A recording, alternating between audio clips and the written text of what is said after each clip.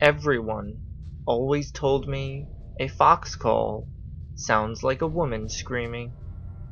When I moved to the city a year ago, I was warned about the sleepless nights foxes would bring, which meant 2 months after moving into my ground floor flat, when I heard the strange keening noises outside my bedroom window in the small hours of the morning, I thought I'd finally made it as a Londoner. I'd been angry at tourists in the underground, seen rats swarming around my local takeaway, and now I had fox calls haunting my nights. Tired at work, I would plead my case as a fox victim and receive knowing nods and sympathetic comments. I nearly called the police. I thought it was a murder. Doesn't it sound like a woman screaming?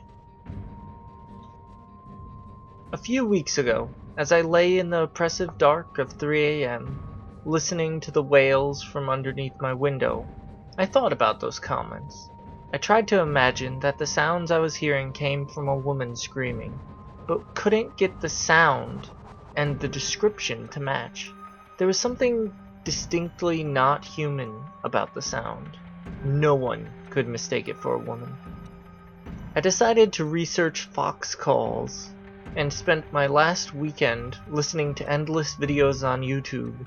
Nowhere did I find the calls of the creature outside my window every night. Last night, I finally had enough. It's summer and the nights are cool. I waited on the scrub of grass behind my building, next to the alleyway, where I've seen their scratchings and burrows during daylight. And as the air chilled and the sky grayed, I finally saw what I had been content to think of as a fox for nigh on a year now. But it's not a fox. It's not a woman. But I can tell you something about that scuttling, hissing mass of jittering limbs, because I looked at its twisted face and looked it in the eye. I can tell you why it screams.